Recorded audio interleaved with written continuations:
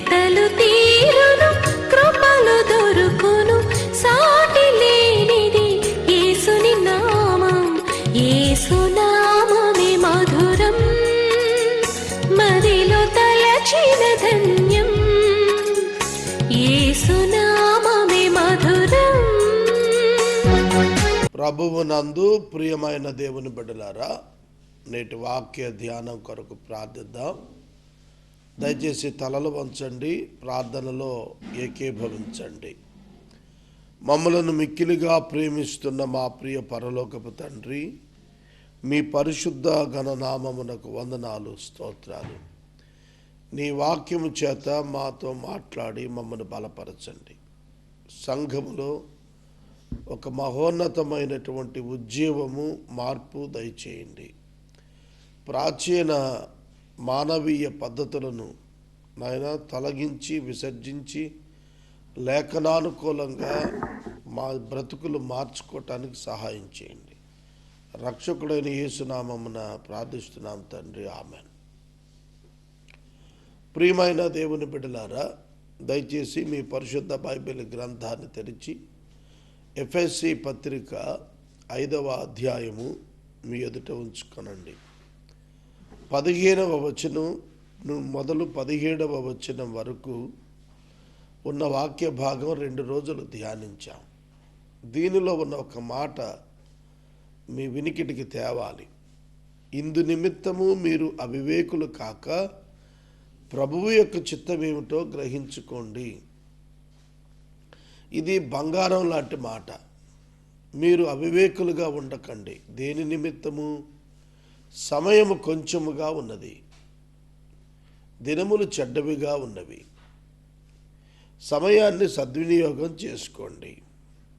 అజ్ఞానులు సమయాన్ని వివేచింపరు, జ్ఞానుల వలె ఉండండి. Everything is time bound, everything is time bound. ప్రతిదీ కూడాను కాలముతో ముడిపడి ఉన్నటువంటిదే. మీరు బైబిల్ గ్రంథాన్ని ప్రారంభం నుండి చూడండి.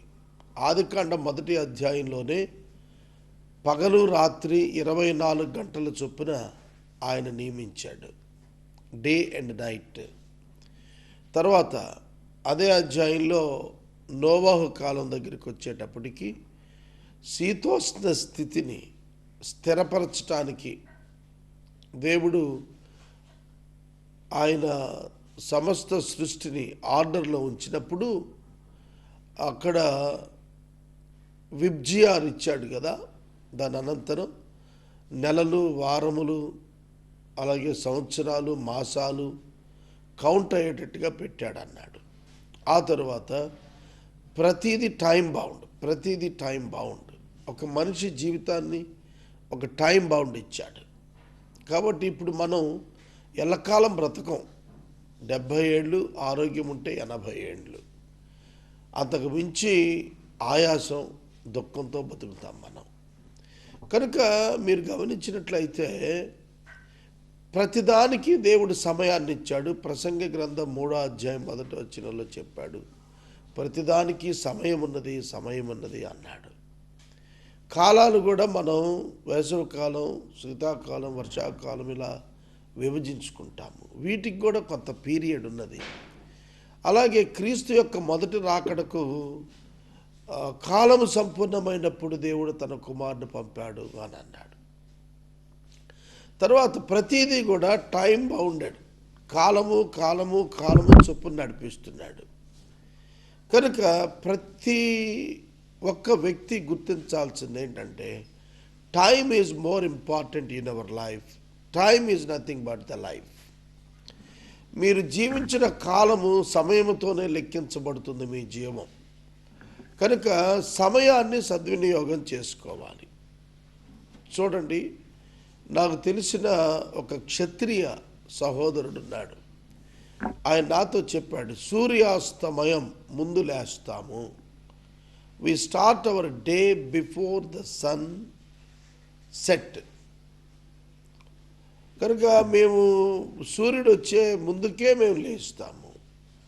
సూర్యుడు వెళ్ళిపోయిన తర్వాత మేము విశ్రాంతికి వెళ్ళిపోతాము అని చెప్పాడు.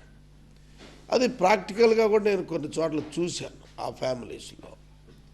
ఎందుకంటే వాళ్ళు they use the day time and they take the rest in the night time.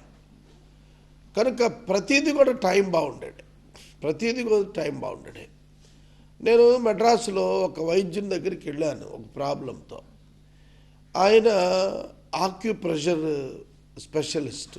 అతను చెప్పింది నన్ను చాలా ఎడ్యుకేట్ చేసింది. ఆయన నైట్ టైం అసలు పని చేయొద్దు అన్నాడు. యాజ్ పర్ బైబిల్ పగలు పని చేయండి అన్నాడు, రాత్రి rest. It is given for rest అన్నాడు.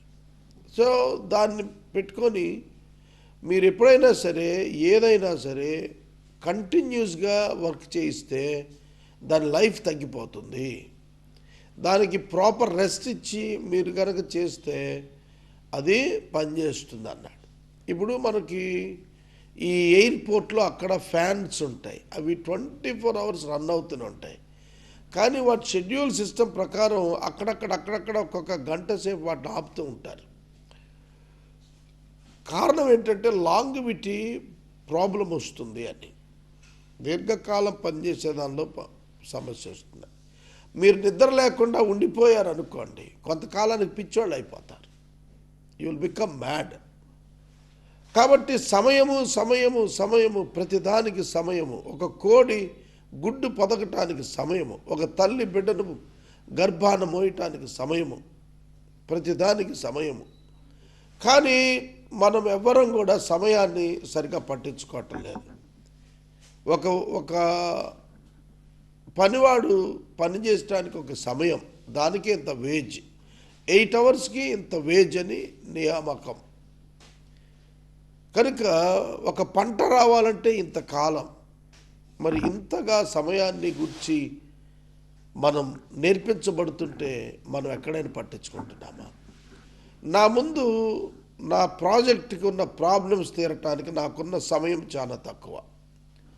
దానిలో కూడా నేను నిద్రపోతుంటే, దానిలో కూడా నేను ఫ్రెండ్స్తో కబుర్లు చెప్పుకుంటుంటే నా ప్రాబ్లం నా మీద పడి నన్ను అణిచేస్తుందని నాకు తెలుసు. కనుక నేను ఆ టైం బౌండెడ్గా నా పని నేను చేస్తున్నాను.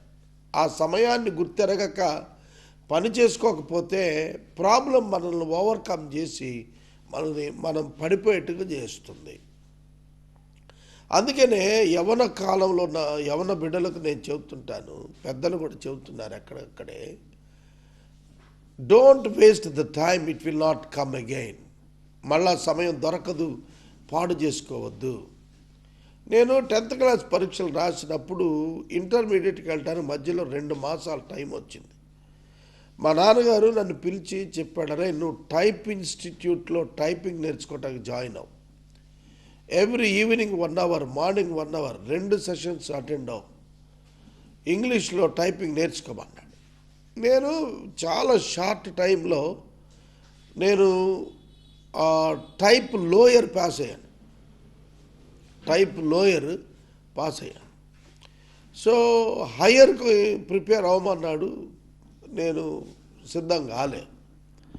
నేను ఎందుకు చెప్తానంటే ఒక 2 మాసాల్లోనే నేను టైం సద్వినియోగం చేసుకుంటే నా లైఫ్ టైం పనికొచ్చే ఒక సర్టిఫికెట్ నా దగ్గర ఉన్నది. అర్థమవుతుందా? కనుక టైం మళ్ళీ రాదు, దాన్ని మనం సద్వినియోగం చేసుకోవాలి. మనం సమయం లేదనే పదం ఎవరు వాడతారో వాళ్ళు ఫెయిల్యూర్ పీపుల్. సమయం దేవుడు ఇచ్చాడు, సమయం లేదు అనొద్దు, సమయం ఉంది. సమయం కొరత ఎప్పుడూ ఉండదు, సమయం యొక్క కొరత ఎప్పుడూ ఉండదు. ఎందుకంటే దేవుడు ప్రతిదానికి సమయాన్ని ఉంచాడు. కాబట్టి మనము ఎప్పుడూ కూడాను సమయం లేదనే పదం వాడకూడదు. తర్వాత అవకాశాలు కూడా మళ్ళీ రావు. ఆ అవకాశాలను కూడా ఇక్కడ సమయంగానే మాట్లాడాడు పౌలు. ఈ అవకాశాలను జ్ఞానంగా అందిపుచ్చుకోవటం నేర్చుకోవాలా. అవకాశాలను జ్ఞానంతో అందిపుచ్చుకోవటం నేర్చుకోవాలా. కనుక ఈ అవకాశం వాడుకోకపోవటం మన తప్పిదం తప్ప దాని తప్పిదం కాదు. మనం అవకాశాలు అందిపుచ్చుకుంటే నిచ్చెనెక్కినట్టుగా పైకి వెళుతుంది మన గ్రాఫ్. అవకాశాలను మనం నిర్లక్ష్యం చేస్తే మన జీవితంలో తిరిగే అవకాశాలు రాకపోవచ్చు. చాలామంది గవర్నమెంట్ ఉద్యోగం కోసం వారికి వచ్చే అనేకమైన అవకాశాలు వదిలేసుకుంటారు. వారు గవర్నమెంట్ ఉద్యోగం రాక తర్వాత వయసు అయిపోయి ఏం చేయాలో తెలియక ఇబ్బంది పడుతుంటారు. ఆడపిల్ల విషయంలో కూడాను మంచి మంచి సంబంధాలు వచ్చినప్పుడు గొంతెమ్మ కోరికల చేత వాటిని వద్దనుకొని ఆ తర్వాత ఇబ్బందుల పాలైన వారు నేను ఎరుగుతున్నాను. భౌతికంగానే కాదు, ఆధ్యాత్మికంగా కూడాను అవకాశాలు తలుపు తట్టినప్పుడు మనం వాడుకోవాలి. నాకు ఒక పెద్ద అవకాశం వచ్చింది, నేను దాన్ని అందిపట్టుకోవటానికి సరి అయిన కృషిని నేను ఇవ్వలేదు. అవకాశం తొలగిపోయింది. అవకాశం ఒకవేళ నా లైఫ్ని వేరే దిక్కుగా డైనమిక్గా మార్చేదేమో. కాబట్టి కొన్ని అవకాశాలు మనకి ఇవ్వబడినప్పుడు వాటిని మనం కావాలని నిర్లక్ష్యం చేయటం వల్ల మనం ఫెయిల్యూర్ అయిపోయి వెళ్తాం, సక్సెస్ రేట్లో డౌన్ అయిపోతాం. అందుకని అవకాశం విషయంలో జ్ఞానం కలిగి ఉండండి అని అన్నాడు.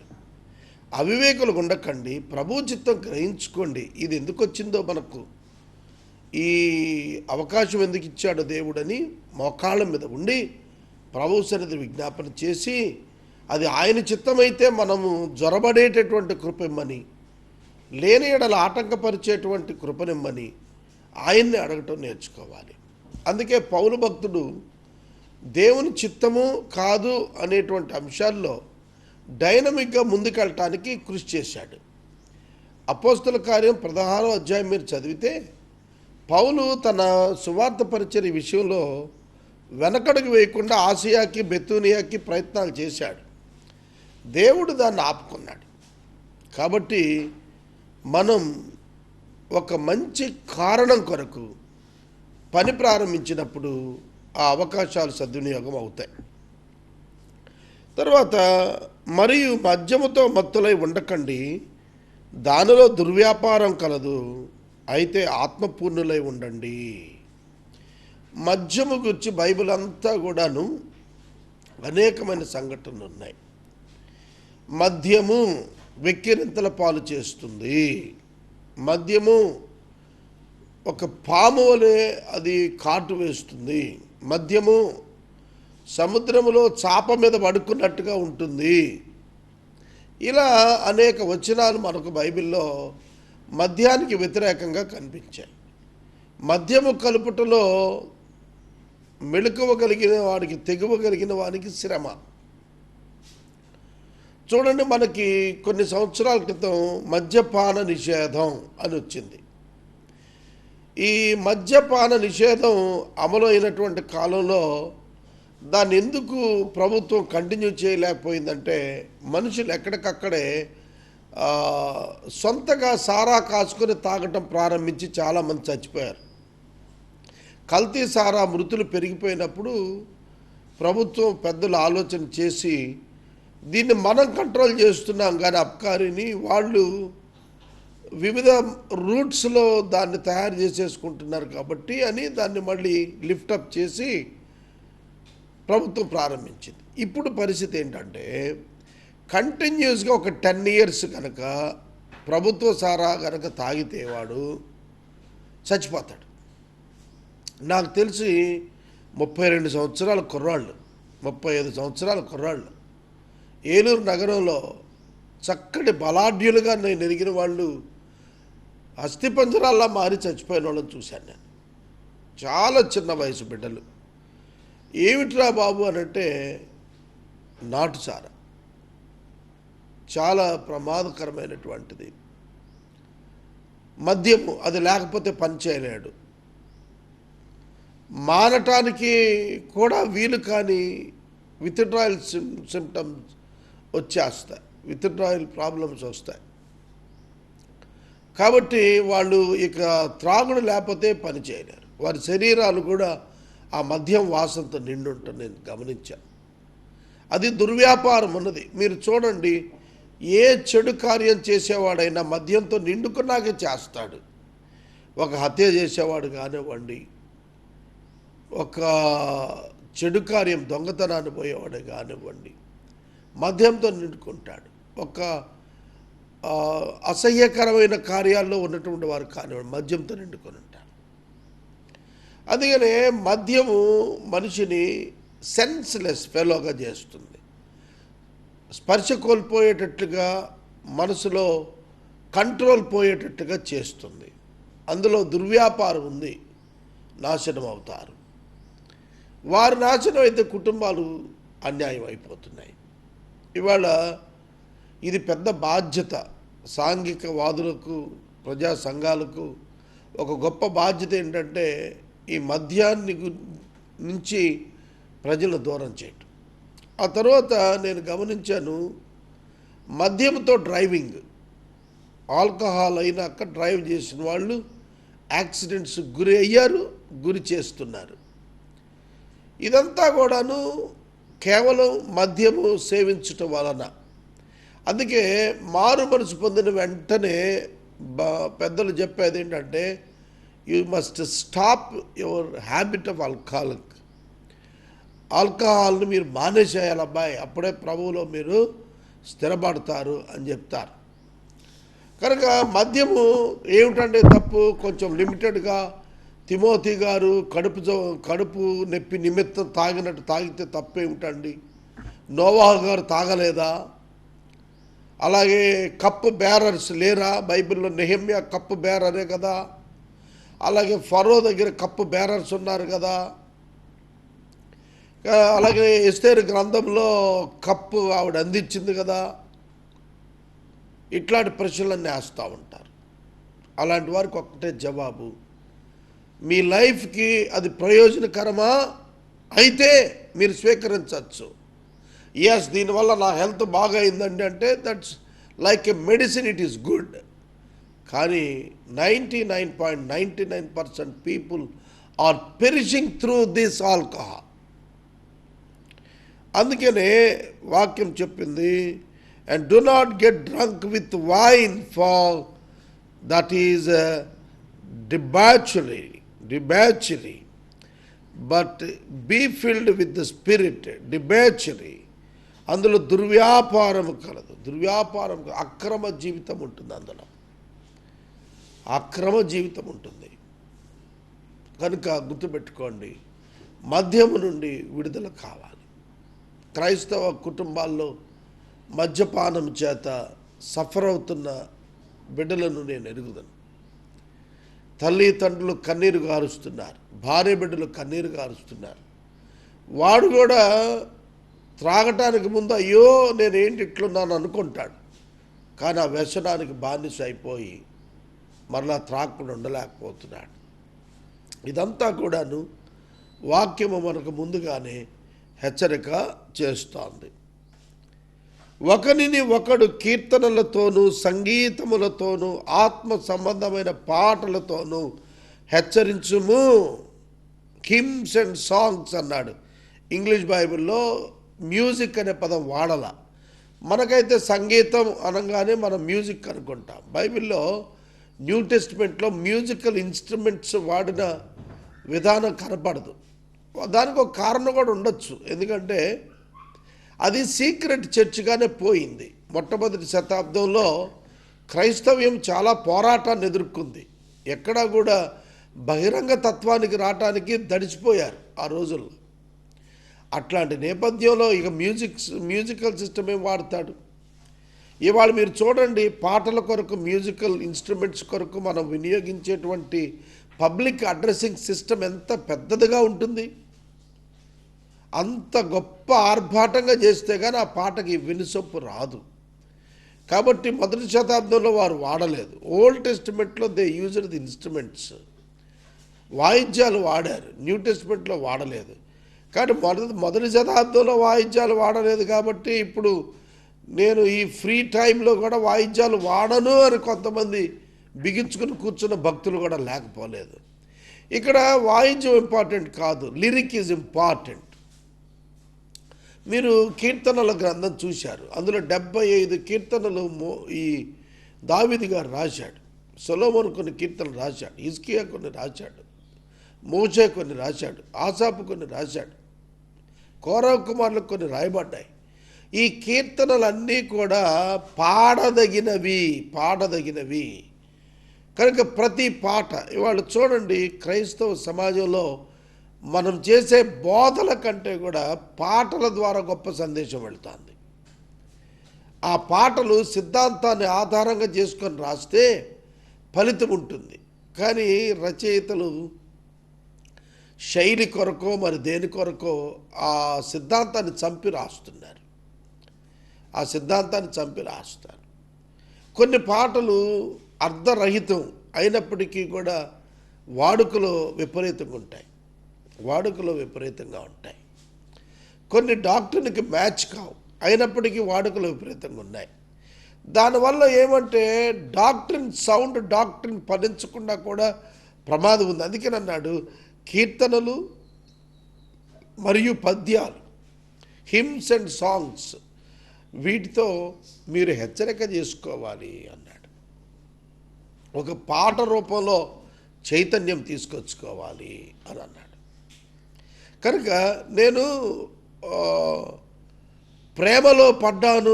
యేసుతో ప్రేమలో పడ్డాను అని అనిల్ కుమార్ గారు రాసిన ఒక పాట నేను వినగానే వెంటనే చాలా అభ్యంతరపడ్డారు. ఏమిటి రాసేశాడు ఈయన అని. తర్వాత ఒక స్టేజ్ మీద doctrine of Christ and the cross explanation విన్నాక ఆ పాట వింటే అది నాకు అద్భుతంగా అనిపించింది.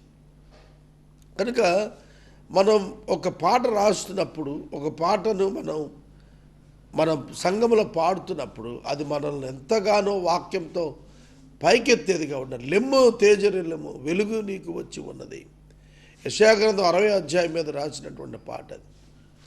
అట్లా చాలా పాటలు ఆంధ్ర క్రైస్తవ కీర్తనల్లో ఉన్న అనేకమైనటువంటి పాటలు ఇవాళకి పాత తరం విశ్వాసుల్ని ఆ పాటలే నిలబెట్టాయి. సిద్ధాంతపరంగా ఆ పాటలే నిలబెట్టాయి. భక్తిపరంగా నీవు తోడై ఉన్నా చాలు అనే పాట పాడకుండా ఒక రోజు కూడా గడిపేవాళ్ళు కాదు ఆనాటి పెద్దలు. కనుక మనం ఆ లిరిక్ యొక్క సౌండ్, దాని యొక్క బలం మనం ఎంచుకోవాలి. కాబట్టి పాటలతో, సంగీతంతో ఎంతోమంది గొప్ప గొప్ప భక్తులు అద్భుతమైన పాటలు పాడుతున్నారు. భారతదేశమా యేసుకి అని ఒక పాట రాశాడు తమ్ముడు. ఆ పాట ఎంత అద్భుతమైన పాట అయిందంటే అనేక మందిలో దేశం పట్ల ఒక బాధ్యత వచ్చేటట్టుగా చేసింది.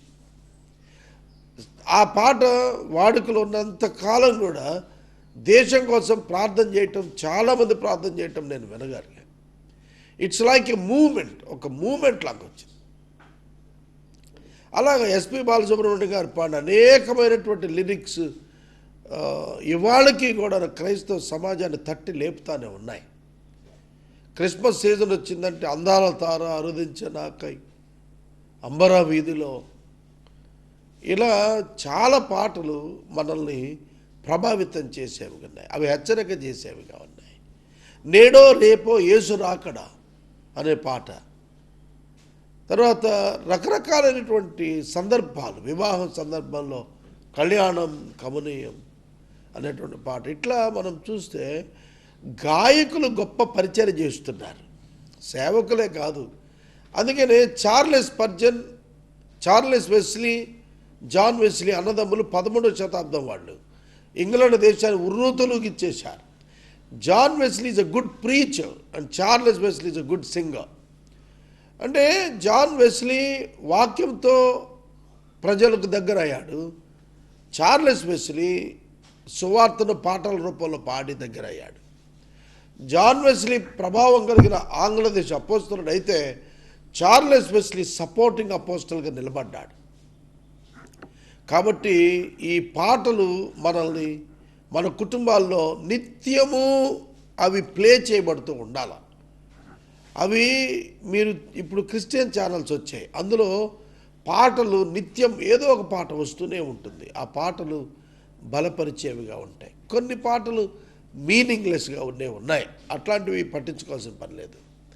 కానీ సిద్ధాంతపరంగా తప్పిపోయిన కుమారుడి పేరు మీద రాసిన పాటలు, గుడ్డిమర్తిమయ్య మీద రాసినటువంటి పాటలు, జక్కయ్య మీద రాసినటువంటి పాటలు, ఇలా మనం చూస్తున్నప్పుడు దేవుడే నాకు ఆశ్రయము అటువంటి పాటలు, నడిపించు నానావా అనేటువంటి పాట.